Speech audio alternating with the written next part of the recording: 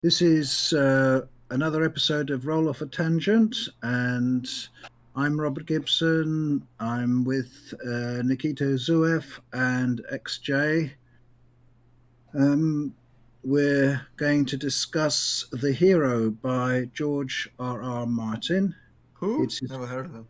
his first story. Very Uh, forgettable guy. Don't worry about it. we open with the story opens with our titular protagonist, Field Officer John Kagen. The author describes him as a rough and courageous war worlder from planet Wellington and shows him performing feats of military prowess.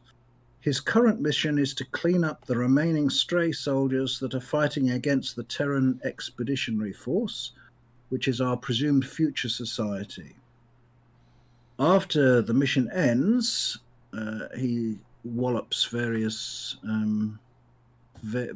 people on this unfortunate planet which the Terrans are conquering. Yeah. After his mission ends, Kagan receives orders to meet with his superior, Major Grady. Now, this Kagan wants to retire, and the Major is puzzled by this. Not only he wants to retire, but he desires Old Earth as his retirement planet, and this strikes Grady as both unconventional and ludicrous. Throughout the meeting, Kagan remains restrained by tractor beams, that is to say, as a security measure, just in case he wanted to use the meeting to assassinate his superior. He's never fully allowed to relax as the meeting gets tenser and tenser. When Major Grady has had enough of the argument and reaches for his gun, Kagan's military instincts kick in. He attempts to stop his superior from killing him, but it turns out to be just a test. The tractor beams hold him back, and strangely, Grady allows Kagan to leave afterwards and promises that the soldier can retire on Old Earth. The military base performs a rather respectful send-off. Kagan boards a ship to fly to Earth, or so he thinks, but actually he's fairly soon murdered in the ship.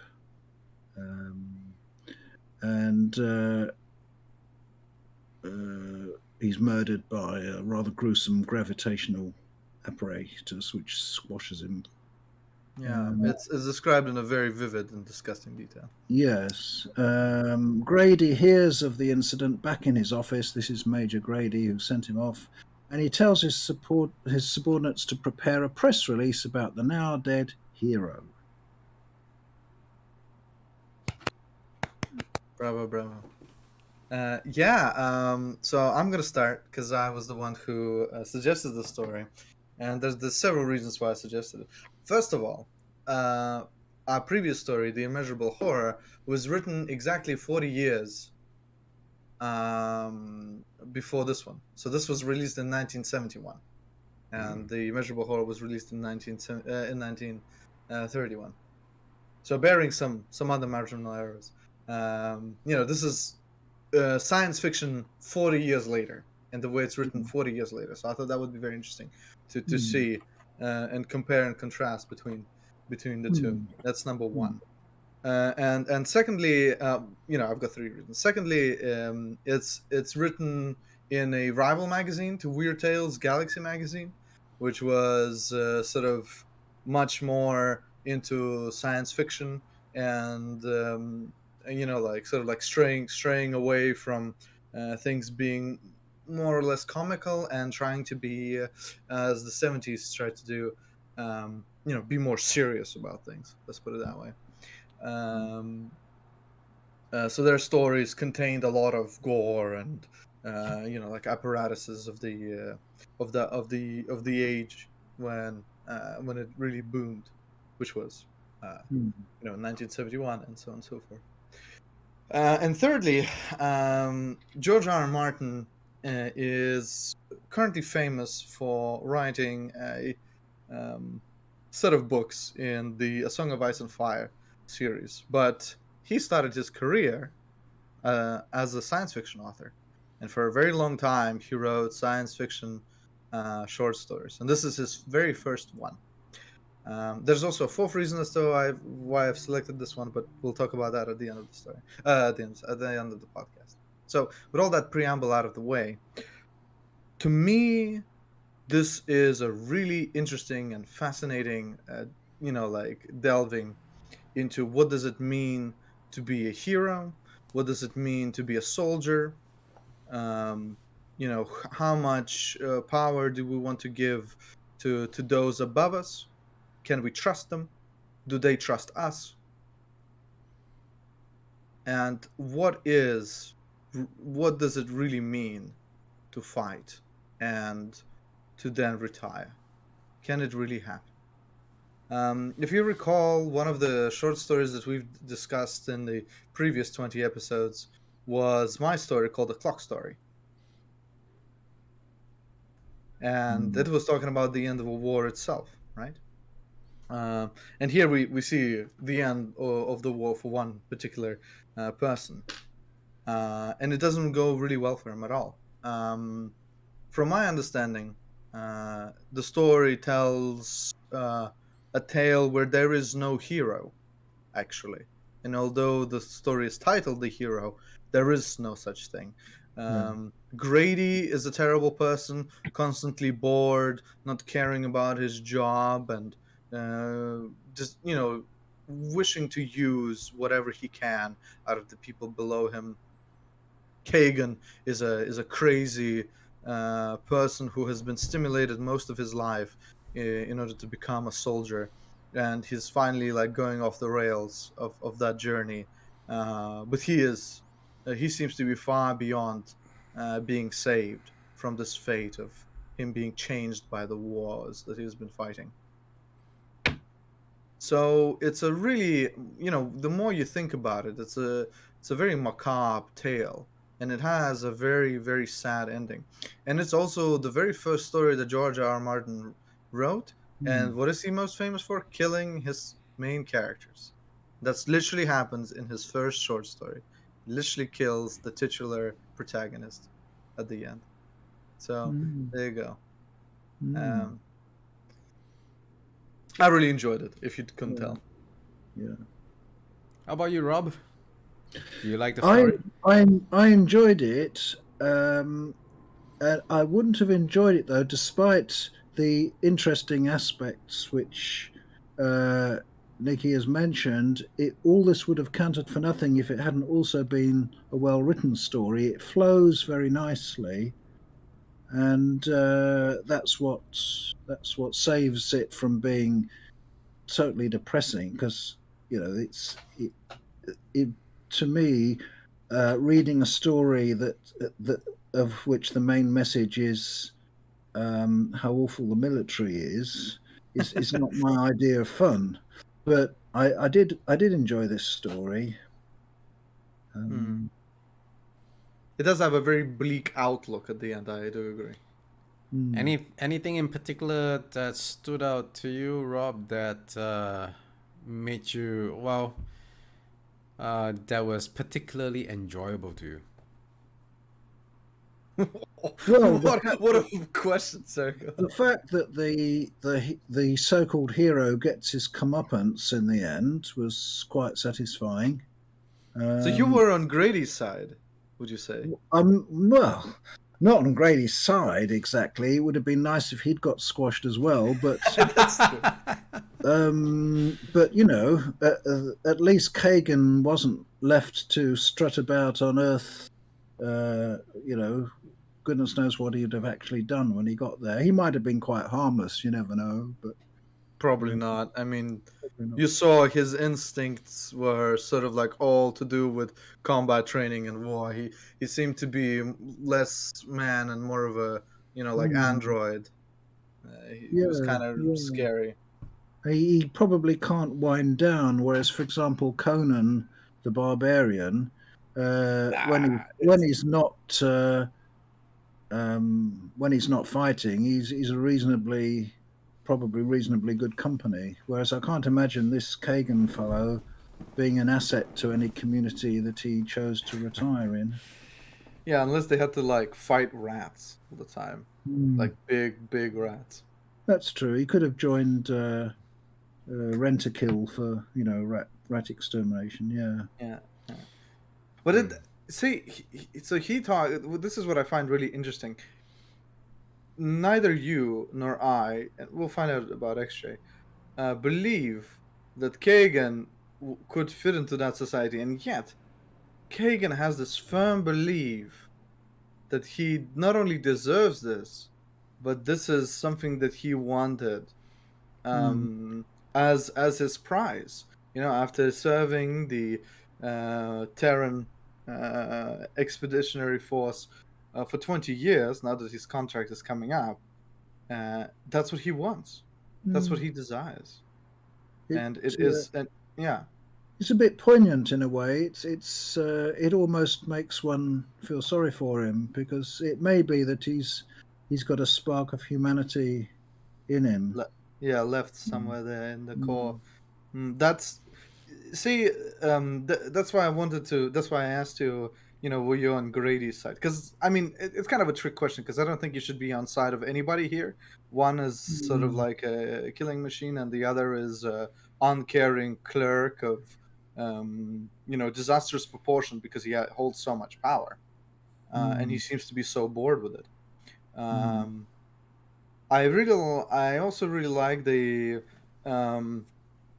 conversation where he tries to appeal to his warrior spirit. He's like, you've been fighting nobodies. I get it why it's boring. Like you've been fighting people who are way below your level, but now we're winning this war and we're going into the core of these harangues. We're going to fight the actual enemy. You will get to test your mettle against worthy opponents. Don't you want that? Isn't that what you want? Right? And Kagan, this is the spark of humanity that you talk about. He says, that's not what I care about. Not anymore. I'm done. 20 years I've served, and I want peace. I'm not. There's not even a. Sometimes a writer would create a situation where you go into the mind of the character and he's confused, or he's deliberating and he's thinking over the like the proposition that's been given to him. Here, none of that happens, and that's either because Kagan is not capable of thinking differently, or because he is so determined to be human again. He knows kind what of have. Yeah. Thing to ponder. Right, actually, how much did you hate it? Like, so I don't hate the story. I just found it very forgettable. Like, I doubt I'm gonna remember the story past this particular episode, and there's nothing very compelling about the world building, like the immeasurable horror, the one that we did the episode just before this. The immeasurable horror has such a more colorful possibilities, shall we say, that I think is very important in a short story, because you don't really have time to flesh out the details of a short story. So it's good to plant as many possibilities in the world building as possible. But this one is very it's really quite forgettable, and I wasn't sure why until Nikki brought up when it was written, and then it clicked. It's written in 1971, you said? Yeah, so during that era, that there's a lot of there's a lot of science fiction stories within this vein. Like you have so clearly Kagan and his ilk are engineered in some way to fight on behalf of Earthlings. And I say clearly because he comes from a place that Grady calls the war wolves, where the gravity is much higher than Earth and all that bunch of stuff. And it's very clear in the story that Kagan is bred to be a soldier on behalf of the people on Earth, and it's a very common trope back then. There is this particular cartoon series that is in my mind right now, but I cannot recall the name, and it has a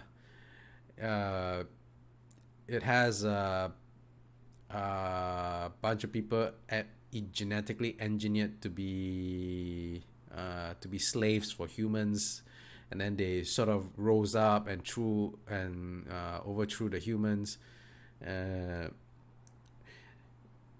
they're Martians or something like that. I don't really recall. I can't recall the name, but it's like literally right in my mind when I was reading the short story. And even something like I, Robot, you could read in that particular Isaac Asimov's very famous work. You can read it in that particular trope that's very popular in that time, where the humans engineered or created a subservient race to do stuff for them, and then they sort of rose up and stuff like that. And you can see echoes of that throughout this particular short story. And so I was like, I've seen this before 100 times. I wonder why. And then when Nikki brought up the date in which it was written, I was like, oh, yeah, that's why. Yeah. I would agree with you on a lot of your points, XJ, because this is not the best story that George R. R. Martin written by far at all. This is his first one, and it has a lot of points in it where it is rather forgettable, and that the story isn't that complicated. But to me, what really sparks my interest there, because you are a very visual person. Mm-hmm. You're a person who enjoys visual reciprocation whenever you read a story, and the immeasurable horror is perfect for somebody like you. And for me, what I need most is to understand why is someone doing something. We saw it in the last story that we had discussed last episode, that my mind raced for a reason as to why this pilot is telling the story in the way he's telling, and what happens afterwards. For me, that is really important, but it wasn't in the story of Clash Judgment, and my brain sort of added on those areas. And here, you have this both clarity and this beautiful ambiguity where you don't know exactly why Kagan does what he does and why he thinks the way he thinks. But there's enough little crumbles in the story where you could be like, well, it's because he's programmed this way, or well, it's because he is slowly regaining his humanity, or he's malfunctioning, just like Grady said. And you can argue all those 3 points. And for me, that's what brings flavor to the story. The very famous thing that George R. R. Martin is good at is creating ambiguity in situations and letting your mind wander, and then be shocked by the situation at the end. Now, there's not a bit of a shocker here, because I think we all knew how this was going to end. But I think if you were reading this in 1971, I don't think you would expect the guy get crushed so dramatically and so unapologetically. Like, it is a really brutal scene, being sort of like made into a ball by gravity. That was like the most awful death, and we stay with the character as he's shouting about this happening for a very long time. It's not like his neck snaps in 20 seconds. We really, really, really stay with him as he's dying, and it's a really, like, it's a striking scene for me, and that is what will burn in my brain at the end. That scene, because it's just so inhuman. Yeah, I think there's if I remember correctly, you must correct me if I'm wrong, but the only part of the story where you really see the hero Kagan's thoughts, you share his thoughts only when he's actually fighting. You share his thoughts to some extent, but as soon as we move on to the interview with Grady and then to what happens next, it's like we're cut off from his thoughts, and we just read what happens to him objectively. Hmm. And that's kind of strange. I accept it because I accept everything. I'm an accepting sort of chap. But it's Well, interesting looking back on it that's must be part of the author's technique, and it must be deliberate. That he's only fully alive when he's fighting, and he only really has thoughts when he's fighting, and after that, it's just like he's a sort of dummy almost. he Um, doesn't seem to be upset about the fact that he is being held by these tractor beams, which means to me, both in the meeting and when he's on the ship, which means to me that they are sort of like bred into understanding that this is an okay thing to do. But think about this: you walk into an office of your superior in the military, and they're so afraid of you that they put tractor beams on you so that you don't make the wrong move and don't kill him. I mean, mm, that is already a really tense um, sort of like relationship. Yeah. But he mm, seems to be so okay with it, and it seems to be so normal for him um, that, you really question it. And I wonder if we were in his mind, what would he really be thinking? So, from one side, I see it as a stroke of genius that we don't get to see it because the mystery stays alive because we don't know what he's thinking. But on the other hand, I would really want to know some of his thoughts on some of those things. Like, would he be so upset about the tractor beams like you and I would be, or did he feel nothing? Was he happy going towards this excuse me, towards this shuttle to be taken to Earth, or was it just like, this is what I'm supposed to get, so that's it, you know? mm. Um, so So yeah, it it does raise a few points. Sorry, go. depends how you look at it. If I went to an interview and I was heavily guarded and maybe put between tractor beams and so on, I might take it as a compliment. Hey, this chap's really dangerous. That's a good way of looking at it, Robert. I must admit. Um, yes, and so I'll tell you about the undertones. I think we've talked about that. Unless you want to say something else, actually, about the story on its surface. I gotta tell you, man. I've mostly forgotten about the scene that struck you so much. So the the undertones of the story is the fact that George R. R. Martin really hated the Vietnam War. He hated the idea of it. He didn't agree with it whatsoever.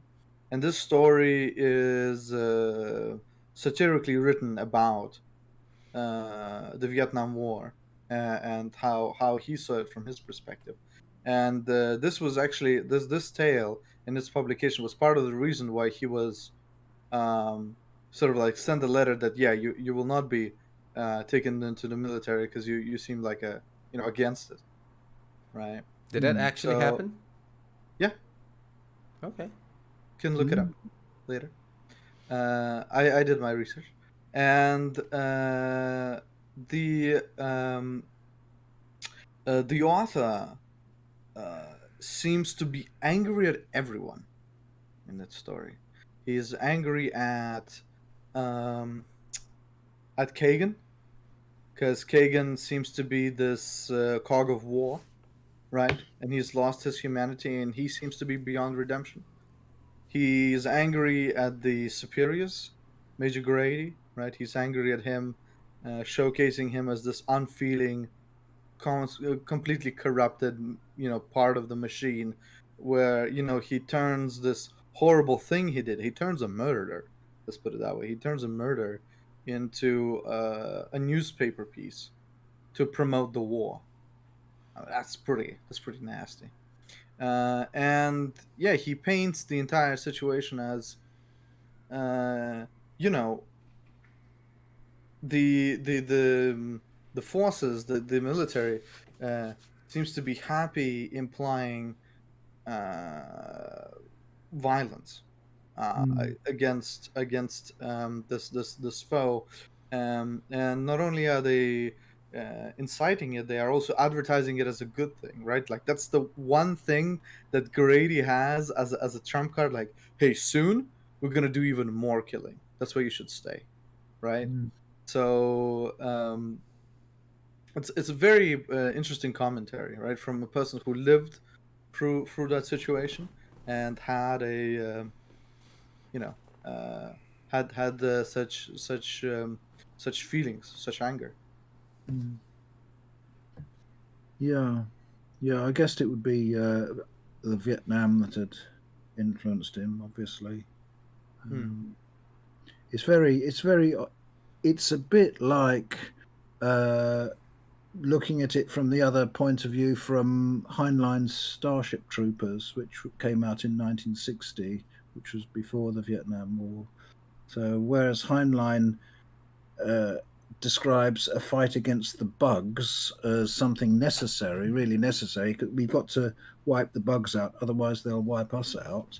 But you sort of half accept that it might be true. But in this story, you think, well, it must be a lot of total baloney. It's without knowing the precise cause of this interstellar conflict. Yeah, yeah. I mean, George R. R. Martin wrote a lot more stories in this universe later, but without Mm. knowing any of that stuff, my first like I know, but I'm trying to abstract myself. To me, Harangans sound like made up enemy. They don't sound like real at all. And Ah, this incentive that Grady is sort of giving him, like, hey, hey, soon we're gonna fight the real bad boys. You know, like soon you're gonna have somebody to really put your knuckles in. Like, don't you worry, right? It sounds to me like a hollow promise. Like they're just gonna keep sending them to some backwater planets to take their resources, and there's no real, like enemy. That it's all. right, right. Now you're reminding me of something. I don't know if you've heard of the Fall of the Towers by Samuel R. Delany. That has a war which actually doesn't have an enemy. The the people who run the society think that people need a war, and after a while you realise that although they think they're fighting, they're actually lying down in some tank of nutrient and being fed dreams that they're fighting. And in order to make sure that there are realistic casualties in the war, the computer randomly sends lethal bolts of electricity into some of these tanks to make sure that some people die in the war. You see, um, it's Mhm. uh, it's just what you said reminded me of this fake war in the Samuel R. Delany book. Man, I Um, gotta read it. What did you say it was called?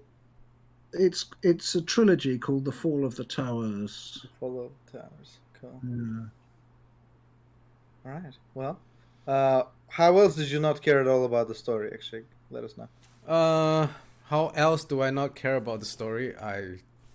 You're not really joining the discussion. That's why I phrased it that way. Um, how like I said, it's very forgettable. I've read, it just doesn't stick out in my mind, basically. Yeah, yeah, yeah. And I'm not trying to pan it or anything like that. It's like a lot of the story beats are all very, very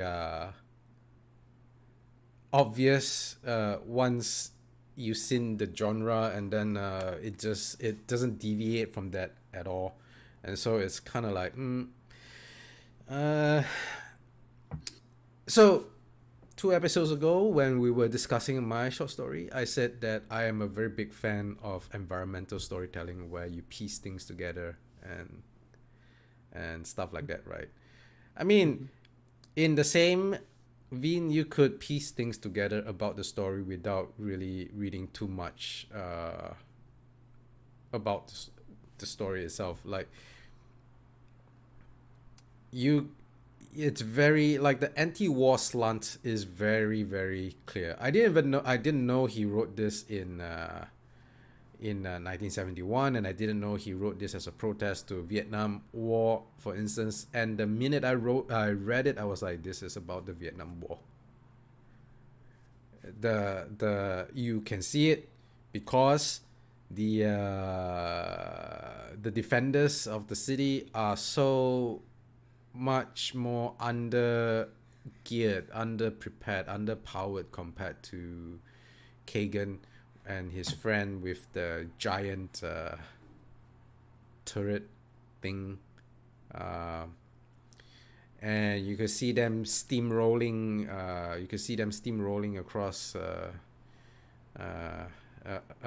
steamrolling the opponent, which must be what the Americans felt about the Vietnamese way back then. Although I have to say, the Vietnamese gave the Americans much more than they bargained for. And then you get this war hero that thinks he's earned everything and should come back to come back home to have all the girls, to have all the fame and glory and all that stuff. It's very well encapsulated in Kagen. And then you have the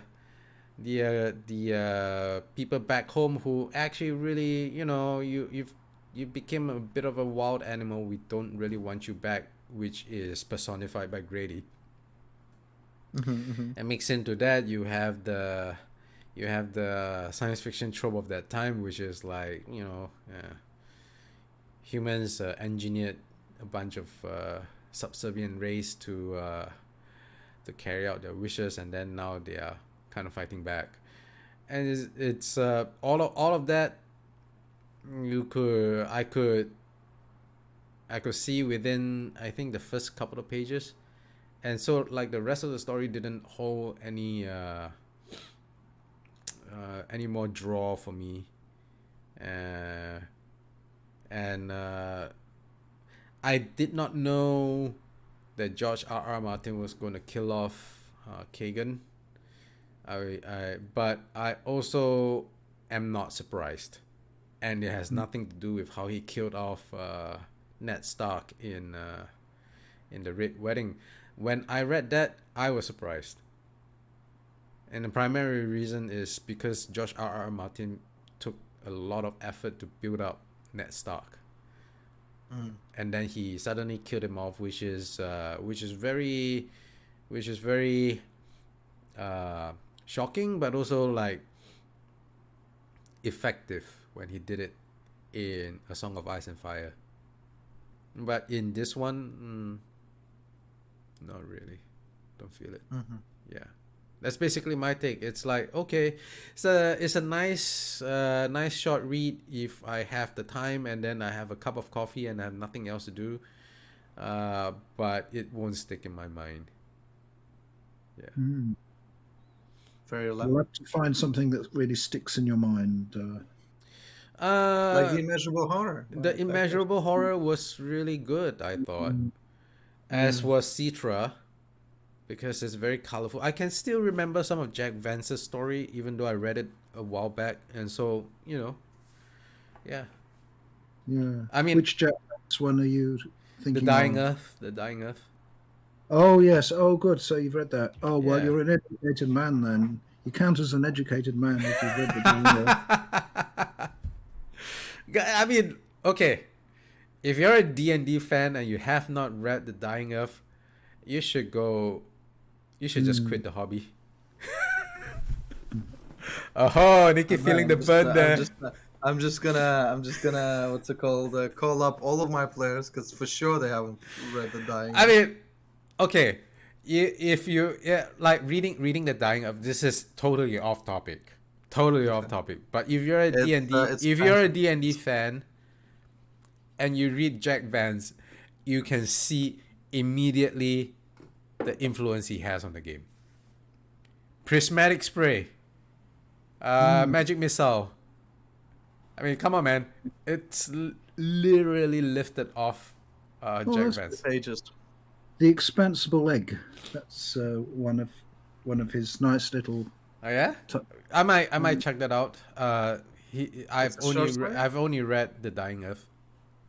Mm. Is it a short story you're saying? No, the expansible egg is something that you have in the Dying Earth. It's Oh, Oh, right. okay. One of the arcs, yeah.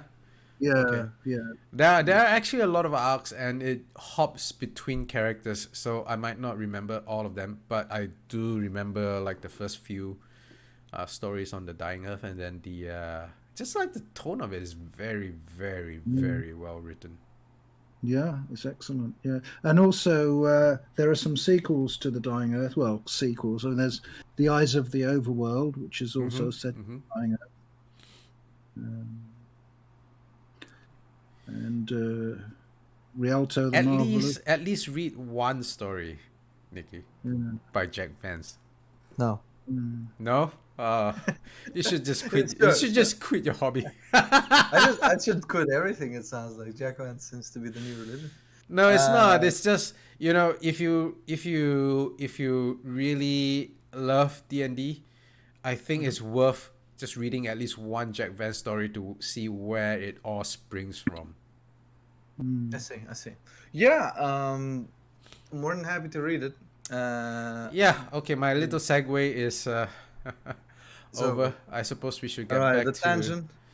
I suppose we should get back to the hero. Yeah, I mean, so I don't have much else to add about the story. I think I've said all of my points and what really struck with me. The only thing that I would say is that out of all George R. R. Martin stories that I've read, this is the worst one. So this is the lowest it goes. It never goes lower than this. All of his other stories are either way better or way better than this one. That's just as well, really. I mean, you wouldn't want your first story to be your best one, would you? That would be terrible. I completely agree with you. And the man now sells millions and millions of copies of books. So there's no wonder that he kept improving. But what I'm trying to tell to you is, yes, it is banal. Yes, it has sort of like these tropes that are not as interesting, and you can clearly see that George R. R. Martin is yet not the great twister of words that he becomes later, but there's the seeds of it here. There's the little pieces of it here. The ending, for example, while some may call it somewhat of predictable, there is this really crucial feeling that you get from reading his work, just for a moment, just for that spark, you know. And well, I suppose it'll be in. I suppose it can be interesting from a writer's technique analysis point of view. Mm-hmm. Yeah, that's the way I've tried to approach it.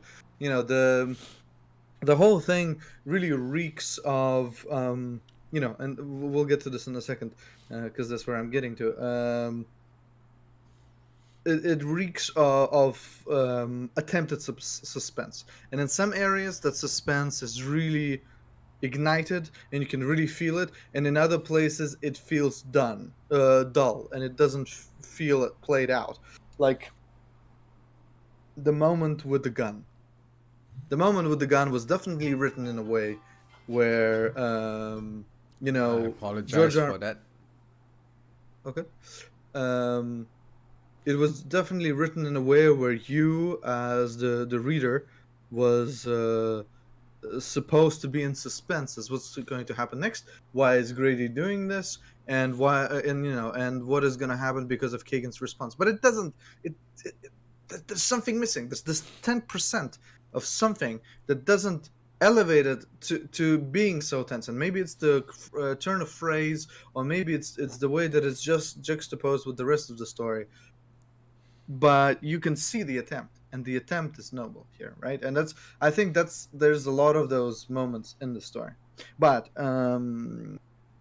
putting that aside, this tale, I think it is interesting to compare it to the way it's written and the themes that it's taking to the Immeasurable Horror. The Immeasurable Horror has similar themes to it. It's about somebody who has been sort of like sent out in a place that was very dangerous. It is about somebody who doesn't want to go back there anymore, who is upset about the situation and who has suffered great losses because of it. The only difference between the last point in one story and the other is Kagan plays with his life, while the pilot pays with like his well-being. He still gets to live, right? And in one story, the enemy is what's beyond, and in the story 40 years later, the enemy is your own people. The enemy is the people upstairs. The enemy is the people you work for. Mm. It's a very, very big difference. Yeah. And I think it's the biggest difference between the two Yeah. stories. Mm. Mm. And there's no real hope, is there, in the George R. R. Martin story? Because it's like the whole universe is run by a lot of psychotic idiots. I mean, there doesn't seem to be a lot of hope for Venus either in 1931. Well, I mean, the Well, you just Venus, the Venus is a little bit different. You just don't have to go there. that's what I was right, just but about. people are being sent there. Yeah. There are these beginnings of what's happening 40 years later in that science fiction story, in the imaginable horror, because people, like the people above, they're sending people still to Venus. It's still happening. That's true. Yeah. I mean, it could So be that people are being refused benefits unless they sign on for the Venus trip. You don't know. It could be. that's right. But that is the ending of the story of the immeasurable horror. If you remember those lines that you quoted in the list, that's yeah, man. I know what's happening there. I'm never going back there, implying that people are still going up there. Mm. And George R. R. Martin wrote his story in 1971, 8 years before the Venus expeditions began. So he had a he had a lot of foresight there as well, to copy Clark Ashton Smith in that way. Of course, I'm joking. He didn't copy anybody, but the similarity in theme and the difference in delivery is what really fascinates me between these two stories, because I think they have similarities that are not apparent when you don't take a deeper look.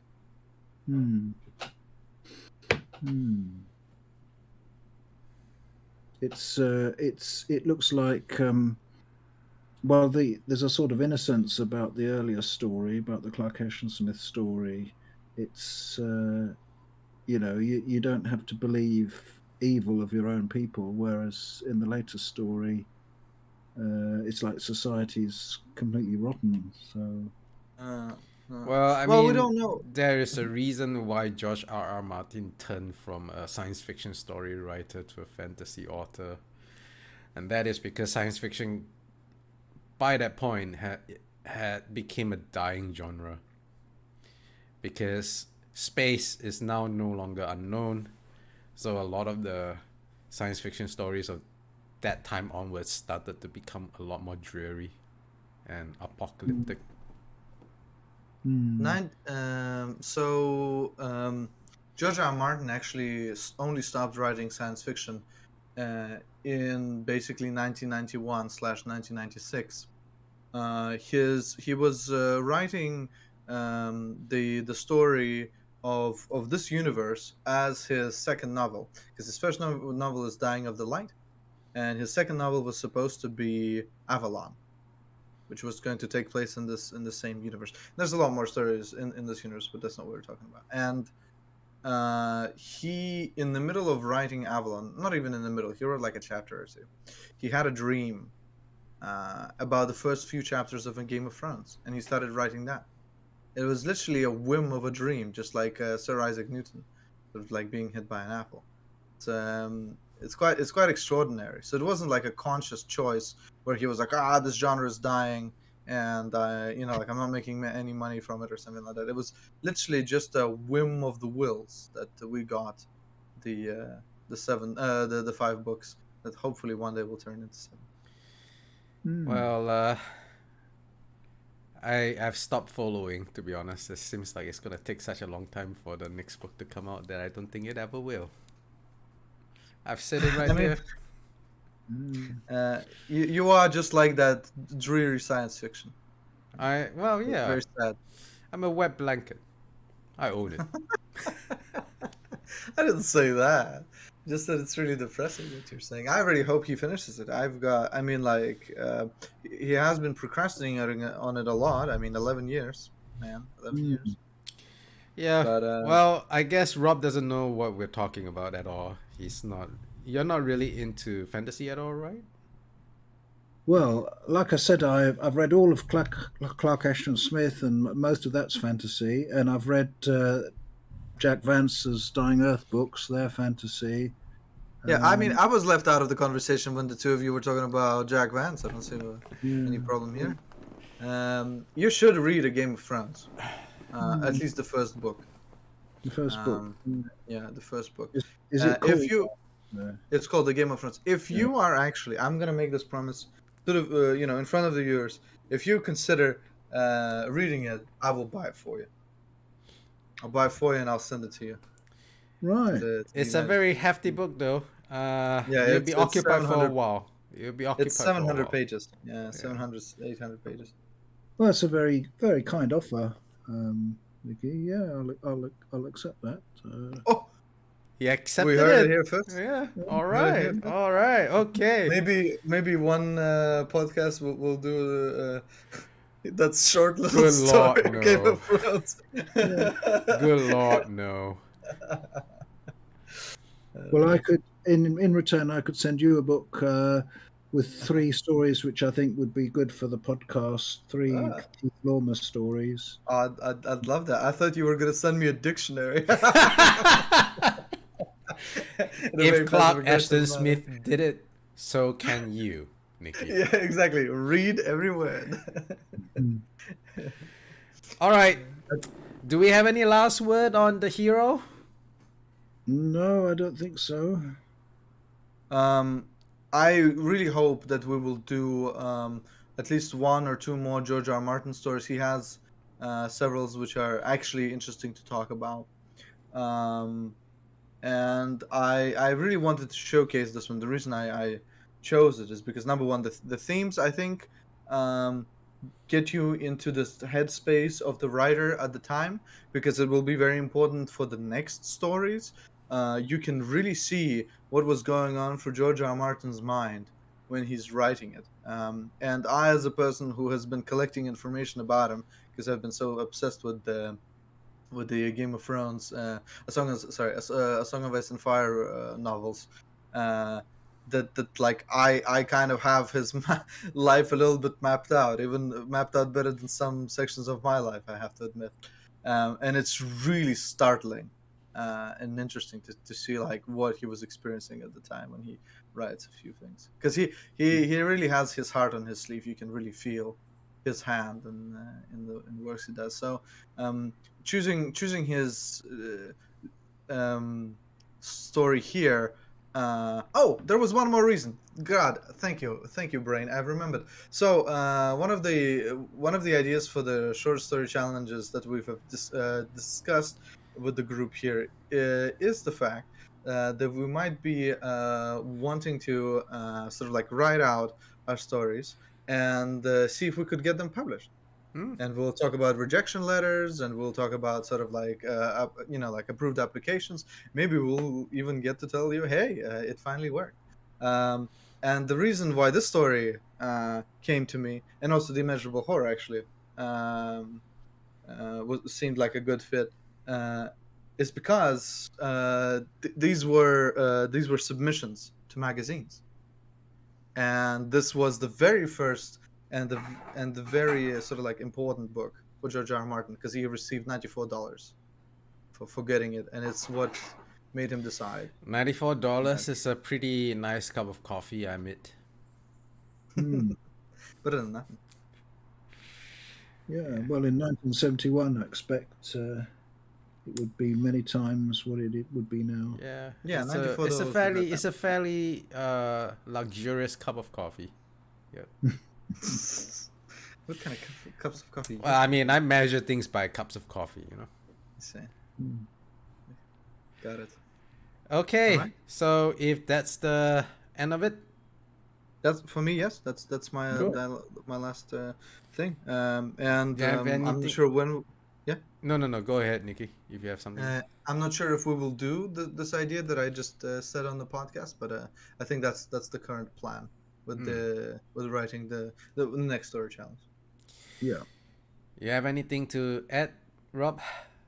No, I don't think so. I think my words of wisdom have covered the field quite nicely. Mm-hmm. Cool. As for me, I kind of forgotten what I wanted to say already. So, anyway, have a nice one, you guys. Thanks for listening. Right.